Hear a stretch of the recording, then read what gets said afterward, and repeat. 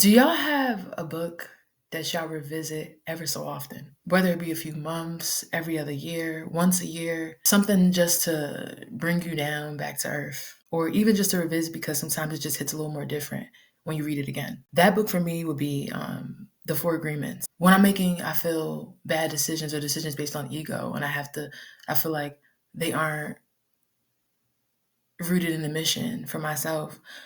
I feel like that's a really good book that I like to read and get back to myself with. But something that I feel like I was reminded of just recently because I recorded that very first episode was to be impeccable with your word, right?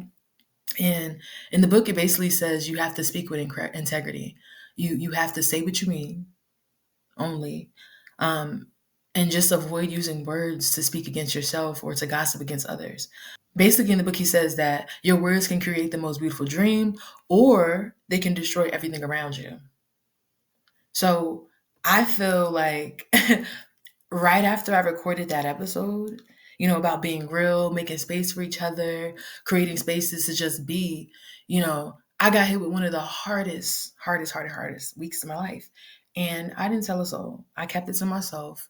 I pushed through it alone. I try to stay quiet until today with my friends. And they reminded me of something that I forget, which is I sometimes struggle with being perceived.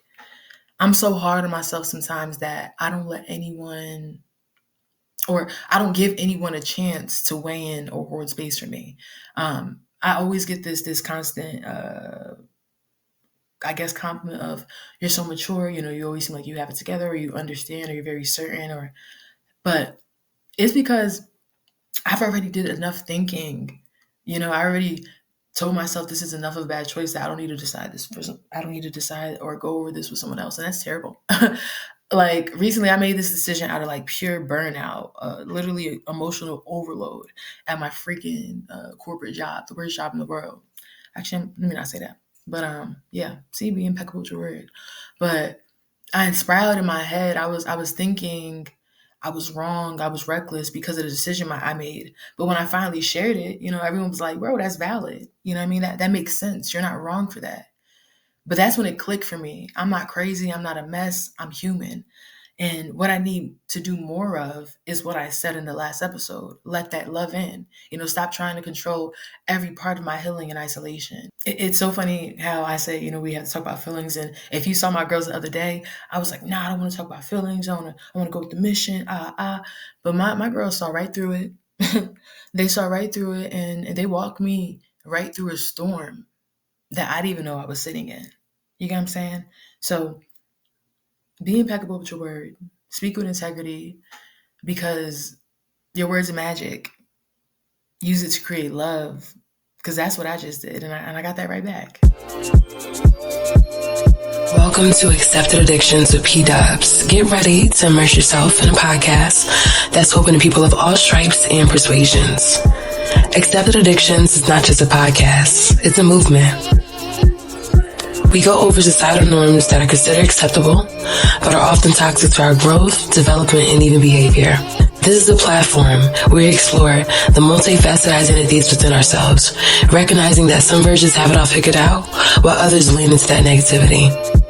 This is Accepted Addictions, where every version of you, every evolution of you, is not just embraced, but celebrated. So sit back, open your ears, grab a drink. I'll be sipping on my kombucha and prepare for an engaging journey. Why everything that's supposed to be bad make me feel so good? Everything they told me not to do is exactly what I would. Man, I tried to stop, man. I tried the best I could, what's your addiction? All right, welcome back to Accepted Addictions, where we talk about behaviors, beliefs, and bullshit that we normalize. Today we have KORYHII. We'll be introducing. So tell us a little bit more about who we have on with us. Yeah, man. I'm KORYHII, born and raised from Union County, New Jersey. Growing up, I was a baller. Then I graduated to making music, making art. Nowadays, you can find me somewhere in Atlanta, minding my business, just going to work. Love it. Okay, blue collar man now. Yes, ma'am. Absolutely. Okay. Well, we're happy to have you here on Accepted Addictions. Just to give you a little bit more insight, addiction is traditionally, defined as a compulsive need or for something or a use for a habit that forms a behavior. And it's something that, continues despite having harmful consequences. But on Accepted Addictions, we look at it a little bit more differently. As far as like an accepted addiction is a behavior, an identity, a cycle that we made normal, even if it's like not good for us, even though it's toxic, even though it might be, making us a little empty. And those things could be hustling. It can be having certain expectations for ourselves, others, just certain things that I feel that are considered expectations that we don't dig deep enough on when it comes to gambling, sex, overthinking, Instagram, so Zoom clicking, so many things. But I definitely wanted you to be a part of that conversation when we dive into addiction and what it really looks like. Because I want to start it off with a game, as far as like, what do you feel is a vice and what do you feel is a vibe? Because like, what is a vibe and what is a vice to you? A vice for me would be smoking. Mm-hmm. And then a vibe, you said vices versus vibes? Yeah. So a vice for me would definitely be smoking, and a vibe for me would just be going on a nice little ride, maybe a night ride somewhere to the beach or something like that. Go hear the waves crashing and stuff like that. Being around family, creating memories with my family and stuff like that. That's the vibe. You feel me? Okay. Absolutely. I think I have the same definition because I feel like vibe is something that's healing, something that's fun, something that's enjoyable and authentic. While like a vice is something that could be harmful. It could be something that helps you avoid. Because I smoke too. That's my vice. My vice is definitely smoking and kombucha. That's my caffeine. But I definitely want to hear like, based on, you being you, what's a vice and a vibe based on certain situations. So I'm going to be like, so is blocking people without a warning a vice or a vibe? Like, would you give that, like, give me more explanation? I think that's one of those immature traits. Mm-hmm. If I'm being mistaken, if I'm being honest, I feel like blocking somebody, it just shows like how much you actually do care. I think that's a vice. I think it could be a negative vice. I don't think it could be a vibe because most people will block you and say they're doing it for their energy, to protect their energy. But in all actuality, they're just doing it out of anger and frustration. Right. Ego, because you at the end of the day, took a big part of your energy, and you're saying they not, but at the end of the day, they did because it made you do that action of blocking them. So, yeah, exactly. Absolutely. So it's definitely just for all the wrong reasons. Now, if you block somebody because they're threatening you, that's the difference. You know what I'm saying? But if you just blocking somebody because they made you mad, they pissed you off, and you know that blocking them gonna piss them off, that's just a negative habit. Yeah, because that's something like when it says blocking without warning, I'm like, I feel like it's a warning if you're doing something. You know what I mean? Like if you're doing it, it's warranted. Like you're gonna get a reaction eventually. But when it's without warning, it's usually because you're doing something because you want reaction out of somebody else or something. Yeah. So I feel that. Let me give you another one. Yeah. Is it a vice or a vibe to manifest but not do anything about it? I think that's insanity. So I'm gonna have to go ahead and say that. That's, I think I'm gonna go with vibe on that one because I feel like you're stuck in a procrastination period. Mm-hmm. And what I learned about procrastination is like you destined to do something. Like this is what you're supposed to do. This is your purpose to do it. Mm-hmm. And negative energies and negative spirits force you away from that and put other things in your mind telling you, I'm gonna get to it. So I think that's like a vibe that you might be stuck in, like a negative kind of vibe. Though it wouldn't be a positive vibe, Yeah. It could be a vice too. I think manifesting could be a vice if you're not doing anything with it, Like you just putting things out there without any action. It's like making a wish, but it's just like wishing, you need to have a plan. Right. Yeah. Yeah. Yeah. Nah, I see that side.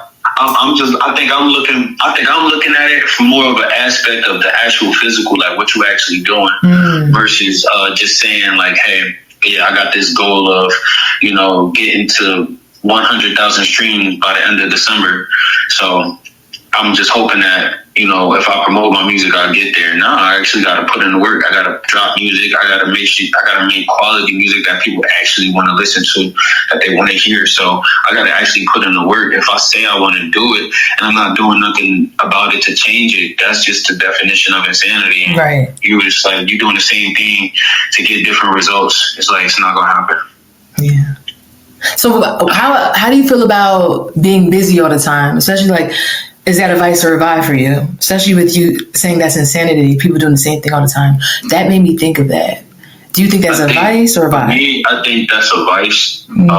I think that's another form of a vice, because some people might not smoke, some people might not drink, but they might drown themselves in work just so they don't have to think about, what their real life is, their real life situations. Me, myself, personally, I've used that as a vice before, just trying to work. Not necessarily just trying to make as much money as I can, but really just trying to stay out the way and just like mainly just like not be around people and stuff like that. Have an excuse to be like, nah, I got something to do, I'm busy, instead of just telling people I don't want to go, Right. Kind of like distracting yourself. Yeah. Absolutely. I feel like it is a distraction, and it also it weighs you down, and it brings you it tires you out. Like you start you get drained, because like all your time is starting to go in towards work, and like you don't have no time for yourself. Right. Because it becomes more than just physical unavailability. Now you're emotionally unavailable now, because you're just trying to keep up with yourself now. If you're always there. Exactly. Yeah. Exactly. Well, thank you for that, Corey. I think you gave a lot of insight when it came to this Vice or Vibe game.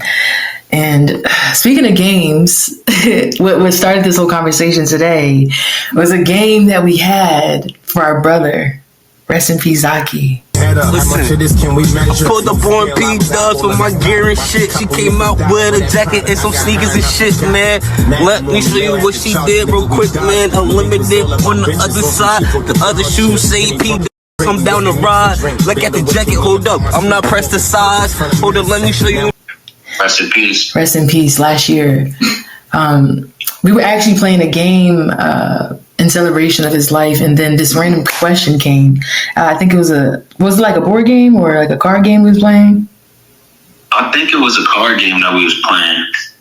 It was like it was a card game. A card game. It was like a card game that like it was like it had certain rules and stuff like that, but we was like freestyling it for just going around, I think.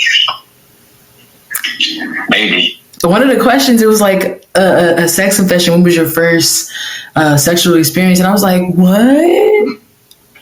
Like, it just made my mind blow, because I know you this whole time, and then like my mind like blew up. I'm like, huh? Yeah, I mean, I was just young. You feel me?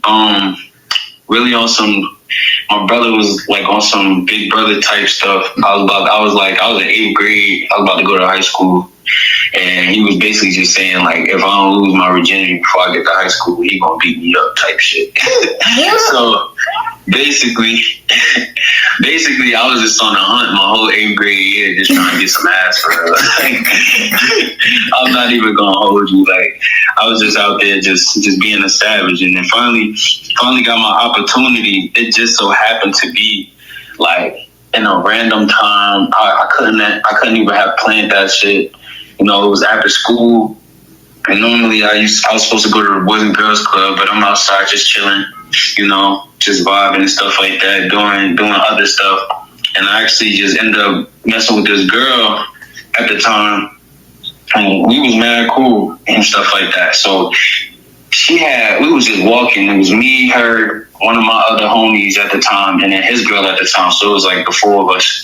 We just walking around, you feel me, just like kids at the school, just looking for something to get into. And we're just walking, and then we walked past this elementary school, and the door was open. So we went inside. So we went inside, and we were just looking around, seeing if there was anybody in there, and there wasn't nobody in there. So like the door led to like this auditorium. So my boy, he took like the door area, and then I went on the other side of the stage and I took that area. So it's basically like on the lookout. And yeah, like that's where it happened. That's where it happened. My first encounter was on an elementary school stage when I was in like 8th grade, eighth grade, maybe 13 going on 14, somewhere around there. But I know it was it was like close to the end of school year because it was warm outside. Mm-hmm. Yeah. And you was in a Boys and Girls Club. That's why I'm like, was your mind even there before your brother even was like, I'm gonna beat you up if you don't have sex before you get to 9th grade? Was your mind even thinking about that before you even planted that seed?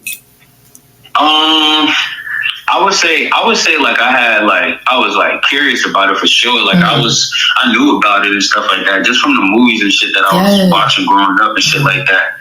And like I don't think that I was like trying to do it so early for real.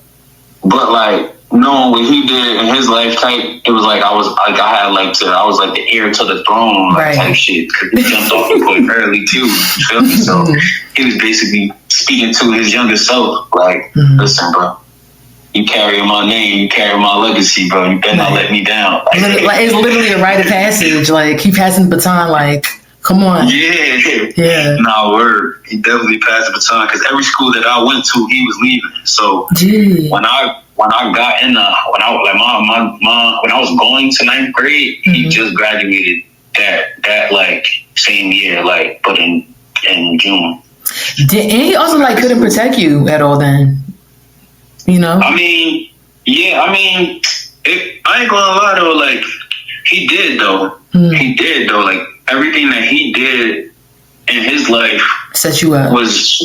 It set me up to be successful for like he always protected me, and then it would be like situations and stuff that I wouldn't even call him for because I already know what he would do, so I would handle it myself. So it made me like grow up a little. It gave me some maturity too. Yeah, because it's like, why would I call my brother knowing exactly like the anger that he got towards like anybody that's messing with his little brother, and I got myself in this situation personally. For me, so it's like I wouldn't call him, and I had to go through the situation myself. That's crazy because I went through shit like that when I was a kid too. Like my older brother, he has such wild, violent anger. Like I'm like, you know what? If you're gonna kill somebody, I might as well just deal with it myself. I'm good. Yeah. You know, like if you're gonna go to jail for this, I'm cool. Yeah. Right. And us as younger siblings, like we obviously seen that because it's like we want to get them, put them in harm's way, and we know that they'll go that limp. So it's like that's a good thing on our end too, that we was able to recognize that at a young age. Right. Were you a middle child or? No, I'm the youngest. You're the youngest? Oh my gosh. Yeah, my brother's birthday actually today. Wow, that's crazy. Happy birthday to him. Happy birthday. Perfect conversation. Bro. UK Dre, happy birthday, big boy. I love you. Yeah. I feel like we have a theme here. Protection. Like, I feel like the word protection keeps coming up. And like when your brother kind of like told you or kind of pushed you at that to lose it at that age, did you think he was protecting you, or what do you think he was protecting you from?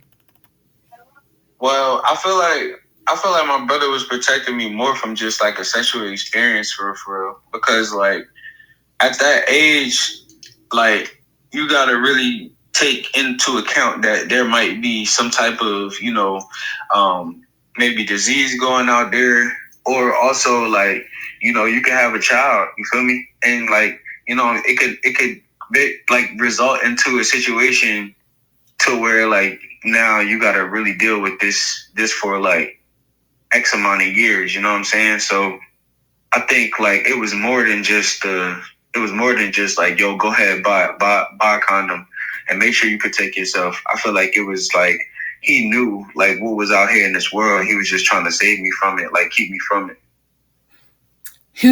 So when you say he's trying to keep you from it, he wanted you, because I'm trying to like understand, like you losing it earlier kept you from it by educating you sooner than later, is what you're saying? Yeah, I think so. Okay. Because if you really think about it, like I told you, he jumped off the porch at a very, very early age. So me, I was in 8th grade. He was probably like, I don't know, maybe like 6th grade summer type shit. You know what I'm saying? So he already experienced a lot of things that he probably never even spoke to me about. Like, I knew what I knew. Like, I knew that I had to cover for him when he was, like, you feel me, sneaking out the crib or whatever. He might have needed my bike because him and his mans had a 2-man. You know what I'm saying? Like, I knew what I knew, but as far as what he came back to tell me and teach me, I just feel like it was from his personal experiences and things that he was able to dodge or probably wasn't able to dodge. Like, it was like I was put into an awkward situation to the point where like I said, I wasn't really thinking about it. Like, I ain't really want to do it at the time, but he basically put it in front of me and was just basically like, bro, you gotta, you know what I'm saying? You got to handle what you got to handle before you get to where you got to go. That's you know crazy. Yeah. Yeah. Yeah. Nah, I ain't gonna lie. It was kind of like I knew he had like a lot of belief in me. You know what I'm saying? Because he already knew I could do it. It was just like he'd be on some shit like man, you gotta see what the world is really like type thing. Like, he was basically just showing me. Like, cause real rap, like my dad never gave me the birds and the bees. My brother gave me the birds and the bees. Yeah, real rap. I had my dad in my life. I still got my dad in my life. Yeah. Feel me? Shout out to my pops. You know what I'm saying? Always holding shit down. Like, my dad was like my dad was more of he's more introverted. Yeah. He wasn't really taught how to be a father because his father left him at a very young age, at 12 years old. So me and my brother was really like, you could say like a second, like an uncle, like, you feel me, like a second pops or an uncle. Because my brother was like the one. Yeah, my brother was the one sitting me down and showing me, yo, this how you get fly. Like, this what you say to a girl, or, you know what I'm saying, stuff like that. Like, my brother was like literally showing me the ropes. That's so crazy. I always say the same thing about my siblings because it's like, I'm like, I don't know how people do it who are only child. You know what I mean? Like, your parents shows you everything. Wow, that's crazy. Yeah. Nah, I think only child, like, at least have cousins. Like their experiences was like, cousins or friends and stuff like that. Like, if you realize, like, one thing that I picked up about like children that don't have siblings is that like they don't like sharing because they don't know how to share. You feel me? And so, you know what you're saying, like, so many Black men have this same story. So many of us have the same story. I feel like it's a cultural thing, right? Like, especially with you saying like your dad wasn't the one that gave you the birds and the bees. Like, my siblings tell me a lot of the things. I don't know why. I feel like our parents make it our siblings' responsibility or the children in the house responsibilities for each other, for a lot of things. And I don't know, it's not talked about enough how much responsibility is given to us at such young ages for certain things, and we just run with it.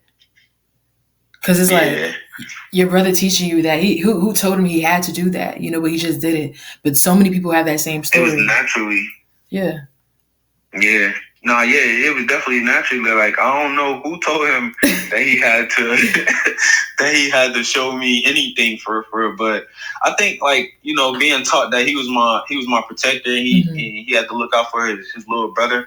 Like, I think like he took that job like to like he was definitely like he took that job like very like to heart, like kind of, because like even still to this day, like he just turned 34. I'm 30 years old, and like the way he talked to me is like he be talking to me like I'm like his son or some shit. Like, you feel me? It'd be like that's where most of our arguments always stem from, like as adults, because like he was talking to me was like he was talking to me like I was still bro, like the kid and stuff like that. So he had to learn that I was like older, and I had to learn that like the way that I talk to him is going to cause a reaction too, because we both like the same person. Right. So we had to learn how to like cope with each other as adults versus being children. You feel me?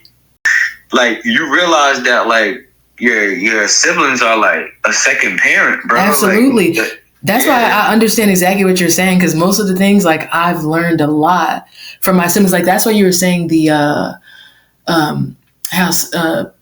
growing up as a single child or whatever, you don't know how to share. Your siblings basically bully you into everything. You learn everything through bullying. Like, yeah, literally. So I'm like, it's such a difference. So.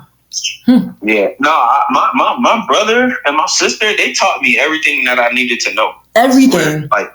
Like my brother was like, I don't be wanting to get too much in detail about my brother because I want him to tell his own story. Right. But bro, my dad put my brother in jail, literally. Like, I swear, my dad put my brother in jail. Drops mic. You said what? Nah, dead ass. My dad put my brother in jail. Like, he literally created a jail in the house. Feel me? And like, my brother was incarcerated for a whole month. I'm not even gonna hold you. You say he put a jail in the house? My dad. So me and my brother growing up, me and my brother shared a room. Yeah. You feel me? And my dad, basically what happened, long story short, my brother was acting out. Yeah. Like, towards the end of the school year.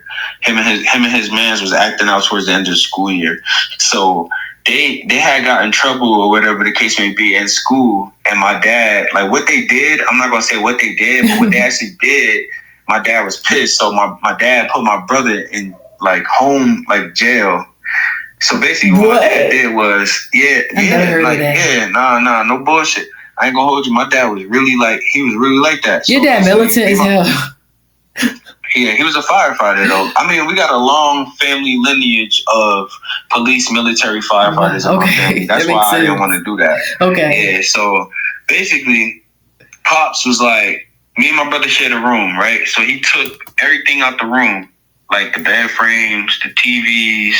He took the dressers. He took everything out the room, left a bed with some sheets and a blanket in the room. He left a bed on the floor, and that's it. So basically, my brother was like 23 and like fucking 1 for real. Like, he'd come outside for like an hour for his rec time, and that was it. Like, you feel me? He'd go back in the room, and he did that shit for a month. You know what I'm saying? That's like, crazy. I swear to God, like, so we had a backyard, right? We had a backyard with a basketball hoop. So my dad would be he'd be standing in front of the door, in front of the screen door with sunglasses, with his arm folded, and he'll be watching me and my brother play basketball. He'll let my brother play basketball for 30 minutes, and then he'd be like, M.A. Highsmith, it's time to go back to the Your dad's scary as hell. Hell no. I swear to God. No, this is really like real life, true story shit, bro. Like, my dad was really a savage, bro.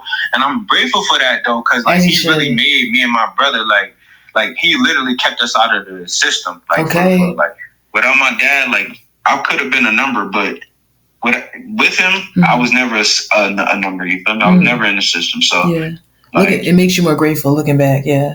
Yeah, I'm definitely more grateful. I've been thinking the same thing about my parents, especially how strict they were. I'm like, if they weren't strict, I wouldn't know right from wrong. I wouldn't know what this common sense is. I wouldn't know what this version of common sense is if my parents didn't instill these things that, because in a way, you know, they became my guilty conscience for most of the things I decide. Because, you know, exactly. So it's like, oh, damn. Nope. So it's like, I at first, you know, when you're growing up, you're annoyed, like, oh my God, I'm frustrated. They don't allow me to do this, do that. But you grow to be grateful for some of the things they said no to or they were strict with. Because, you know, you see the other people that had that freedom and where their lives end up being like, well, I'm happy of where my life ended up at this time. So, but no, I definitely started seeing that the kids who had the most freedom, they're not really doing too well in life right now. Right. And I'm like, or the people that you were, you know, hanging with that your parents, because I think about this one person, like my dad, he's cool. Like, he's so cool. I always like looked up to him. Says he's really mindful. He never had anything to say about my friends. But there was this one friend in my life, Mm-hmm. He was like, and it was crazy. I was like 19. I came back from college, went to break. He was like, I don't think you should be hanging out with this girl no more. Mad random. Right. I'm like, what? He's like, nah, I don't think you should be, you always had made good decisions. I don't think this person you should be hanging out with. I see what goes on. I live in a town here still. You're not here. You're in school. I'm not going to tell you too much, but you should be hanging out with this girl no more. I'm like, huh? I was like, And then I wasn't listening, but then like soon after, like she really showed her ass to me, and I was like, damn, he was right. Showed and told, huh? Showed and told. The first person he ever says, I was like, damn, she came crazy. But because you be expecting people, especially as a kid, you expect like people will show you who they are, but you expect them to show you different. For some reason, for some entitled reason, that you expect people to show you different, even though they show their ass in every other facet to everybody else. You think they're going to show up differently to you. But yeah, she finally showed her ass to me. And I'm like, oh, wow, that's been you. But I didn't think I was going to get it, you know? Yeah. But shit, yeah. Protection. Protection is the theme for this episode, it seems like, honestly. Protection, man. Yeah. Protect yourself, man, at all costs. At all costs. Yep. I know you said earlier you were curious because of the things you saw on TV, like some of the things you've seen. Where do you think that came from? Like, what are some of the things that you've seen on TV? Because I know for me, like, I grew up watching like HBO Max, Cinemax at night. Like that shit was like, having your finger on the last button on a remote. Yeah. Like people don't know what that is. Same, bro. Same. I used to do shit like that. BT Uncut. Yes. Shit. Don't Be a Menace. Yeah. All of Fridays. Menace to Society. Boys in the Hood. I mean, all of the movies that we grew up on. Even cartoons, they would mention it here and there. You feel me? Like they would make jokes about it and stuff like that. I feel like that was like, I ain't gonna lie, I just feel like that was a part of one of their plans. Like, yeah, yo, thank you. To put that in the air so you feel me, so frequently on these television screens and stuff. So it's like we'd be forced to like watch these things and like do the same exact thing. Like, bro, I'm happy that you came to that point because I think media representation is all done on purpose. All of this is all done on purpose. Like how we come from Cartoon Network to the end, Degrassi, everybody getting pregnant, Manny flashing. Like it's such a big jump. You know what I mean? Like their transition was max. Like then after Degrassi, if you really peep, that's when Bad Girls Club. Yeah, exactly. Bad Girls Club. It just started trickling down. Bad Girls Club, Flavor of Love. Then you got fucking I Love New York. Then Real in Love, Real Chance of Love. All of these shows was like a part of the culture. We was watching these things, bro. Like, you know what I'm saying? We have they slowly drifted away from the Jamie Foxx show, the Martin show, My Wife and Kids, Fresh Prince of Bel-Air, like, My Wife and Kids, all types of shit. Like they literally drifted away from all of that. Family Matters. They drifted away from all of those things, and then they started putting this reality TV on display, and that was the shift. It's the shit. Literally, it was this quote from Bell Hooks. She said, "There's this conscious manipulation and representation. It's not about magical thinking. It's about pure imagination, creativity. Because it's like when the people made Braveheart, the white guys that made Braveheart, so many white people chose a side. Like, oh, Irish people were done wrong and all this stuff. And it's like these things are intentionally made to craft stories to make you feel away. They're literally made to make you rally and choose a side. Like we think it's fun. Real. Yeah, that's literally the purpose of it. It's crazy. Like even think about how that sex raised us as a kid. Like it's over. Think about the kids now. Like I don't think I had parental controls. Like it was fun for me and my siblings to like try and get through the parental controls that my parents had on the TV or something. Like there's no such thing as that now. Like like the internet. It's kind of free roaming because you don't know what the kids looking at on their phones and their iPads, and they got phones and iPads at a young age. And it's like even younger than what we had. Way younger, and it's like you can't even say anything either because your kid could call the police on you. Your kid. Yes. So it's like I don't know. Like what can we do? I mean, honestly, I just feel like it's the upbringing. Like. It's really the upbringing for real.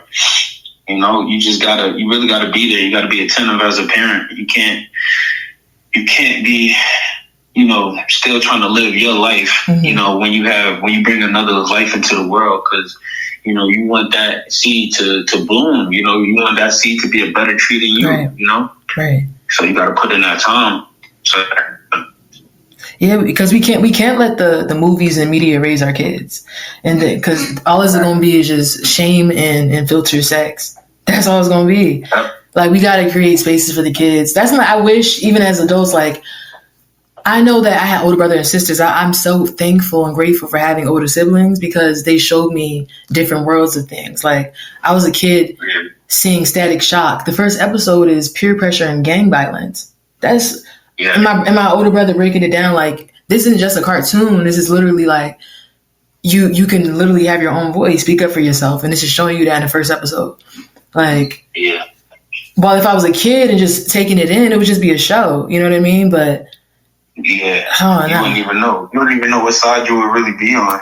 Right. If you had your brother there, you know, telling you what's this and what's that, you know.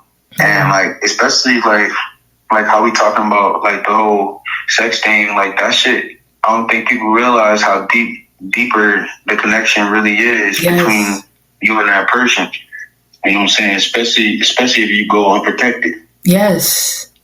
Because like now you have a child in this world, and you don't even know if you're compatible. You don't even know if you guys get along, and it's the sex conversation is just like, I feel like we need to have more of a conversation around it as far as just like procreation and sex ed in the class, because the benefits of it is like, you're gonna be stuck with this person for like 18 years now.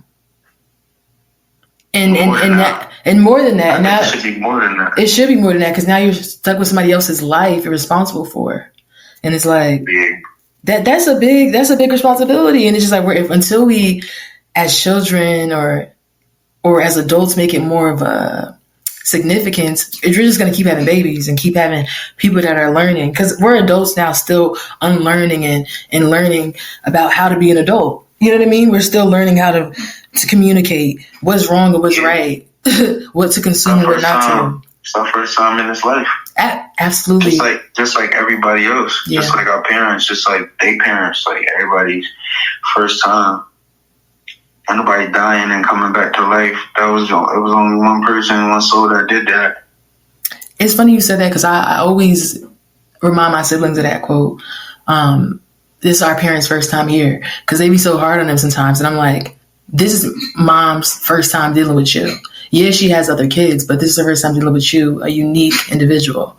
So it's a whole different series, a whole different expectations, a whole different life experience. So it's like, knowing that, we all have a little bit more grace. But I think we all should be a bit more responsible for each other, everybody. Yeah, we do. I think we, as a whole, maybe like we were taught to just be like selfish and just fend for yourself and take care of your own and stuff like that. We weren't taught to like be together and stay together. You know, the divide and conquer, that they use that to the fullest, because it works. Absolutely. The only time we join together is when something bad happens. Absolutely. And to ridicule.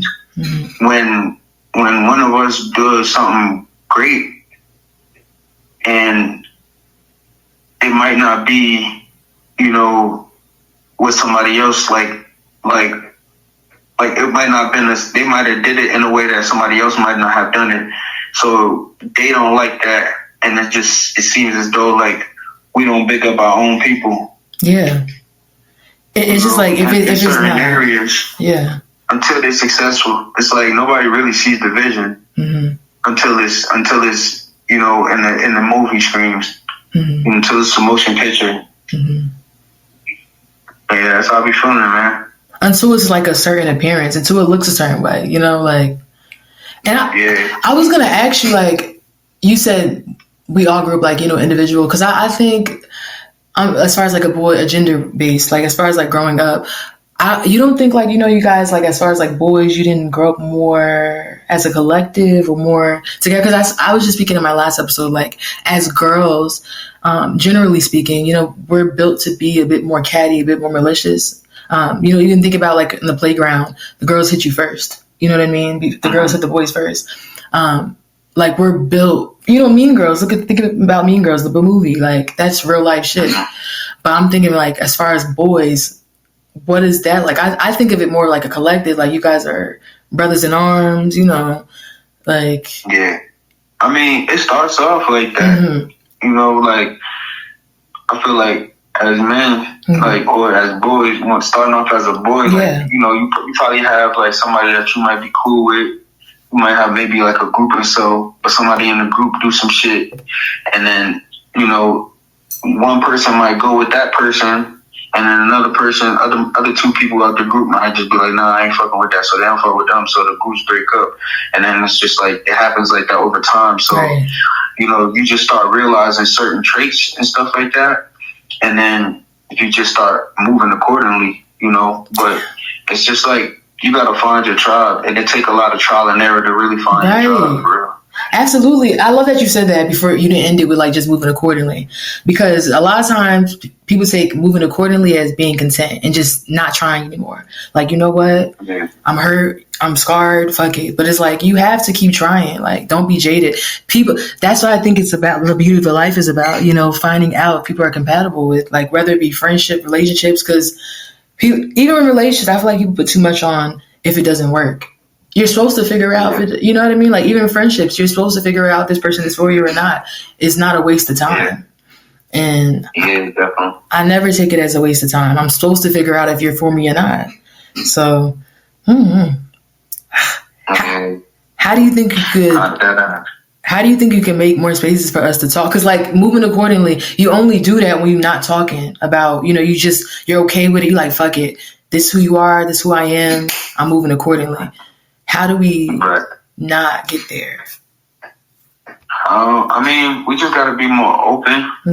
We just got to put more trust out there. And it's easier said than done. And that's things that, like, we really don't want to do. Like, we don't want to be vulnerable and open up and talk about certain things. But I guess we supposed to, because in the end, you start feeling better.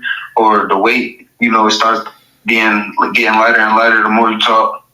So it's just about just talking to the right people and just, expressing what you can, and seeing if you can like really get your point across, like seeing if you can really make it make sense, because we got 1,000 thoughts in our head. Right. And like when you're actually trying to speak it and you're actually trying to talk to somebody about it, in your head, it just feels like you're rambling on, you ain't really got no point and it don't make sense. So you just got to just figure out just how to get straight to the point.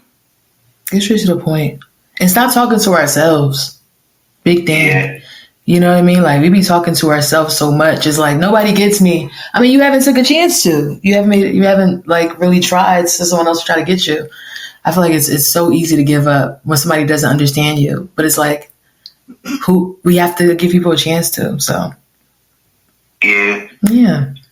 I mean, I feel like we shouldn't even be looking for that, though. Like, we got to be able to be comfortable with ourselves and in our own skin before we can share with the world. Yes. And you just got to you just got to just figure out what you want to do as far as what type of person you want to be. And you just got to figure out what was hindering you from that. And then just slowly get rid of those bad habits and replace them with positive habits. And then slowly but surely, you'll be starting to become the person that you want to be. Maybe you'll be able to share more. I love that, Corey. Because what you said is like, a lot of it comes down to self-reflection and spending time with yourself. And until that's a hard pill to swallow if you don't like what you're seeing yet, right? And I'm like, It is. That's why they say don't look in the mirror when you're doing drugs. I was going to ask you earlier, because when you said that, I was like, so is it a vice or a vibe, would you say, what was the question I was thinking of? Like telling your story before it's healed. Because you were saying like, you shouldn't be sharing things anyway to be understood. It should make sense for you before you even share it. So like, give me more explanation, like vice or vibe, when it comes to telling your story before you're healed or it's healed. I feel like that would probably be like, it can be used as like a vice, when you looking for that, it's like you seeking that, the word that I'm looking for, it's like you seeking like approval in a sense, you know, when you like keep on like calling someone and telling them about your problems and stuff like that, it gets repetitive and stuff. And that person will then be like, well, I already told you what to do. Right. They already gave you the best advice that they could give you to their abilities. You feel me? Validation. So yeah. Yeah, so it's like it's no more that they could give to you until you make the change for yourself. Right. You know? So it's like you your worst enemy. Absolutely. And we always like tell ourselves, or maybe I shouldn't do it this way because of what people would think, or maybe I shouldn't do it this way because of you know, I don't want people to look at me in this way, or whatever the case may be. But art is art. You just gotta, it's no expression and you just let it go. You know, you just share it with the world. And what's for and who's it for is who it's for is gonna find it. Yeah. Absolutely. Yeah. It'll gravitate. I love that. To whoever it's supposed to go to. Because validation could be an addiction in itself, honestly. You know what I mean? Like, yeah. And trying to heavily seek that. Because I have like a friend of mine, I could tell her, you're good. Like, we talked about it, you're green. Like, we don't need to talk about it no more. Then I'll talk to her the next day. She's like, yo, so I just talked about it with Evan, John, and Beth, and they told me that. I'm like, God damn. Like, it makes me, in a way, value anything I say or value our conversations when she constantly, like, is talking to different people about the same situation. Like, it makes me look at, I don't know how could I put that in better words? I just be like, all right, cool. I don't care, you know? I don't care to have words for it, or I don't know what you're seeking if you have to tell this many people about something you already talked about. Right. Yeah. Yeah. Because, you know, that's why it as a vice. Yeah. That's why I look at it as a vice. I ain't even gonna hold you because it's like, whichever way you put it, you know, you're seeking something. And is it positive or is it negative? Does it benefit you or does it harm you? It's like more so like enabling. Like, you just need somebody to tell you to make you feel better about what you already know. And it's like, if you know you're a good person, why you need to tell people to keep telling you you're a good person? Are there any guilty pleasures that you have, or that you can say, you know, something that's, you know is not good for you, obviously, but, you know, you just keep doing it, or it just feels good. It's just something that, you know, you can't help. Yeah, definitely. Like, I ain't gonna hold you. Like, I just be hopping on planes and just going. Like, wherever, no bullshit. Like literally, like 2 days ago, I had Monday and Tuesday off, so I literally caught a flight to LA to go chill with my cousin for just 24 hours. And then I flew out the next morning. I flew in, I got there at like 8 o'clock. We literally hung hard all day. Talking about, as soon as she picked me up, we literally went to the family house, had breakfast, had some drinks. Then after that, we went back to the crib. You already know I had to get my LA weed, man. Hello. Got my LA weed, you know what I'm saying? Rolled up. Big one. Gotta roll up a thumb when I got, cause like literally I only got a couple hours out, so I rolled up a thumb. You feel me? Then I got in the shower, showered up, and then we went to go get a seafood boil. Bro, that shit was so hot, man. The flavor on that motherfucker was fucking toasting. But it was good though, so I ate the whole shit. You feel me? And then after that, we went back to the crib for a little bit, and then I finessed our man to you know what I'm saying, just drive around, because I don't get to see LA every day. So we drove to the beach. Feel me? We watched sunset, and then after we watched sunset, niggas went back to the crib. I went to sleep, and then feel me? Basically after that, I rolled up one more time, and then next thing you know, I'm on my way to the airport. That is fire. I think that's a awesome vice. What the hell, like an awesome guilty pleasure, just to enjoy life. Yeah, I ain't gonna lie. Like I just like, man, I need to get away a little bit. You feel me? And like me and my cousin got like this like fucking telepathy shit where like well, we both be feeling the same at the same time type shit. So I just be calling her. I'd be like, yo, what's up, bro? Like, I come out there for like a day. She's like, hell yeah. So she said, might as well pull up. That's cool. I could either go to Cali, I go to Miami, Cali, Miami, and I think like Houston. Pretty much like on the day trips, like where I know people out there and stuff like that, and I know I'll be good. But other than that, those really like 3 escapes that I can just take. And obviously New Jersey.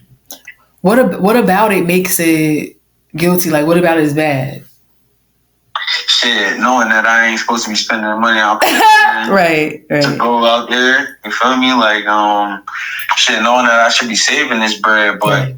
I feel like I know I should be probably just sitting back, chilling in the crib and just saving my money. But at the same token, like, shit, I don't even know if I'm going to wake up tomorrow. So. Absolutely. And that's the toss-up about it all. Like, and I think there's balance. You know, you still going to work some days. You're still consistently doing it. Some days you reward yourself. You know, some days you're just like YOLO, because you only live once. And I feel like sometimes we're over saving. We're over trying to get to the next day, and it's just like, live here, live in this moment, because what if we don't wake up from something that we'd even premeditate, think about, or could happen? No, that like for real. Because like we like, bro, like all we have is now. I ain't gonna lie, like losing my closest friend, bro, losing my brother, bro, that shit just taught me, like, yeah, like, bro, like you really don't know. You really like, that. Honestly, like when we lost Zay, honestly, like that was a wake up call for me, because Zay's the one who gave me the name P Dubs. Like, yeah, I was one day in art class. And I was just like, I didn't even want to take art. I did not have any interest in art whatsoever. And I was like a kid who didn't know what I wanted to do at one point. That's why we all became such great friends. You know, like we were misfits to society, quote unquote. Like we were just trying to figure it out and not trying to be cool. Like everybody was in their own lane. Everybody knew what they wanted to do. And they were so certain, like, I'm going to this school, I'm going here. And we're like, we're not sure. I don't know what's going on, but I'm here though. Yeah, like, is this going on at home? Is this going on at home? Like, and then you want me to, and then we get to junior year and they want you to know what school you're going to already? Like, what?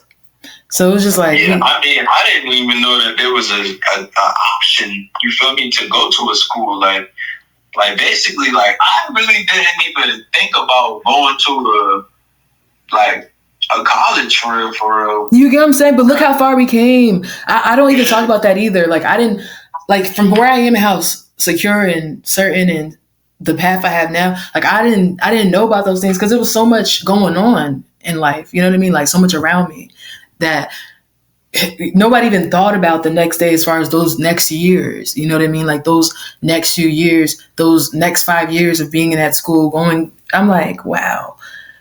So all we had was each other, you know, because who can you talk to about it? Because other people are talking shit to you about or ridiculing you or chastising you for not knowing. So Zay and 88 and everybody, those are my gang, you know, especially being a girl, you know, and I was a tomboy then.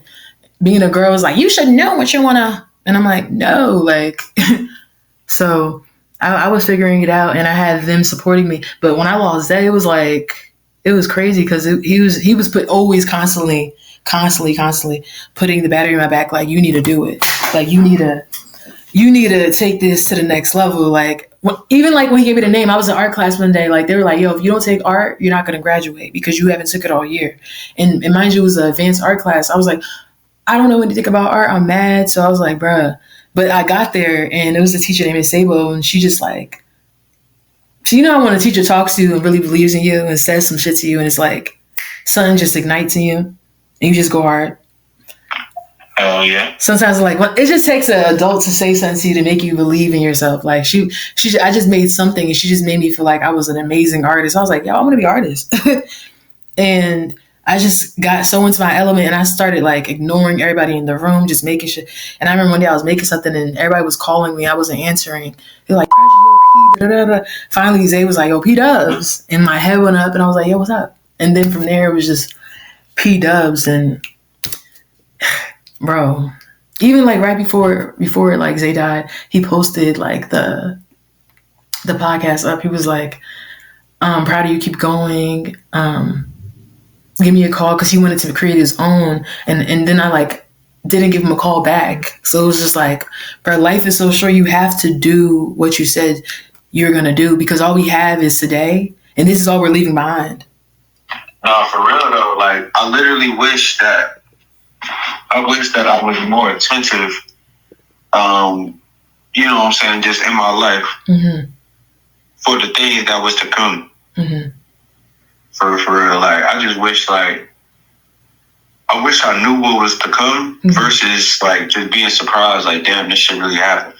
But that's the beauty of it too. Yeah, I mean, yeah, the way you look at it, it depends on how you look at it. You know what I'm saying? You definitely got to look at it with a grain of salt, and just be like, man, shit, I had to learn, I had to go through this situation. I guess it made me a better person, or it's making me a stronger person. Whatever it's doing, you know what I'm saying? I'm definitely not the same person that I used to be because of this situation, for sure. Absolutely. And we making this world better for somebody else with what we're learning too. Like, yeah. It's not like we like, I know that with everything I learn, I'm like, okay, how can I teach someone else this? Because this is great. This is knowledge, this is info, this is wisdom that is free, that can benefit somebody else. Yeah. Like, nah, for real, because it really do. It's really for the youth, for real. Like, I mean, I don't got no kids right now, but you know, one day, if God do bless me with some kids, you feel me? I definitely want to teach them the things that I wish I learned, or just show them that there's a different way to things than the way that I took. You feel me? Hopefully, it will shape them to be better people than I am. Absolutely. This conversation has been really good, yo. Like it really hit a lot of points we didn't even expect, and I'm really happy with where we ended it at, because it's really a deep reflection as far as like being more intentional with our days. You know what I mean? Like, no, for sure. After this after this conversation, it's like, okay, let me get the planner out. Definitely being intentional, because like we living an experience. We having a human experience, and we spiritual beings. So at the same token with that, it's just like basically just take heed in your life. Understand that you're here for a short period of time, even though it might feel long. Like, but at the same token, like we having this human experience, you better live it to your fullest, because I don't know what happens after we die. But hey, I know that. I don't know shit, but I don't know if we'll ever be able to live this life again. So I'm gonna definitely just have fun. I'm gonna do what I'm trying to. I'm gonna have fun, do what I got to do with that shit. Right. For me, I'm discerning whether it's things are signal versus noise. Like if it's signal towards the mission, or if it's noise for the mission. Like, is this distracting me, or is it getting closer to it? And once I discern that, it's like I'm not worried. It's like, okay, bad. No energy for that. Got it. And that's what I've been on for like with the past week, and it's been working. I feel like a lot of things have been working in my favor because I'm watching where I put my energy more so. I want to let the people know a little bit more about you before you go, especially since they did understand who you are as far as like where your mind is at. But who is Kory as far as like what projects you have coming out, what to expect, and where can they find you? Oh, you can find me on all social platforms at KORYHII, KORYH with 3 I's. 3 I's stand for illuminating ill intent, and that's what I plan on doing in my life, you know. And you know, I'm streaming, I make music. The USD to Euros just dropped last month. I plan on dropping another project definitely in the fall. Probably like maybe like 10 songs on there, you know, just trying to. This project will probably be geared mostly just towards like, you know, just what's going on in like the new version of my life, and like how it's a new version of me. Like I feel like every day that I wake up, and yeah, I mean, you can follow the story on Twitch. You know, just made authentic. What's it called? Affiliate. Just made affiliate. So you can like and stuff like that. You know what I'm saying? So yeah, I'll be around. You know, trying to put my input to the world. You know, trying to save the world. You know, one day at a time. Absolutely. Thank you so much, Corey. Y'all heard it here first. You know where to find him. Thank you for being real, for bringing your whole self here and not dodging, the hard conversation, because it can be weird. But the point of this today was to make us laugh, to make us think, and just to make us feel seen and understand that these habits, these patterns, these addictions we carry didn't start with us, but it started with, our pressures, our survival, our silence, and the representation around us. So thank you for exploring that. Thank you for having me, and thank you for opening my mind. What you're doing is great. It's great for us. It's great for it's great for the youth, and I just appreciate you so much. Keep going and make sure you just stay consistent. I love what you're doing. We all do. We all pushing for you, so just keep on rising. Don't ever let nobody tell you what you can or can't do. You set no limits for yourself, and you just keep on flying. Absolutely. Thank you so much, Corey. Keep soaring, and we're out here. Our wings are going to keep spreading, and we're going to keep doing it. I wish you the best, and I'm going to definitely stay tuned for the story. Amen. I'll meet you in the sky somewhere soon. Absolutely. Thank you all for joining me today. To the lives we lead, to the moments we make, to the dreams we wish, and to the fucked up shit we can't erase. Cheers to us. Catch P-Dubs next time on Accepted Addictions. Don't forget to like, comment, share, and I'll see you all next week. Welcome to Accepted Addictions with P-Dubs. Get ready to immerse yourself in a podcast that's open to people of all stripes and persuasions. Accepted Addictions is not just a podcast, it's a movement. We go over societal norms that are considered acceptable, but are often toxic to our growth, development, and even behavior. This is a platform where we explore the multifaceted identities within ourselves, recognizing that some versions have it all figured out, while others lean into that negativity. This is Accepted Addictions, where every version of you, every evolution of you, is not just embraced, but celebrated. So sit back, open your ears, grab a drink. I'll be sipping on my kombucha and prepare for an engaging journey. Well, everything that's supposed to be bad make me feel so good. Everything they told me not to do is exactly what I would. Man, I tried to stop, man. I tried the best I could, but what your addiction is Accepted Addictions with P-Double.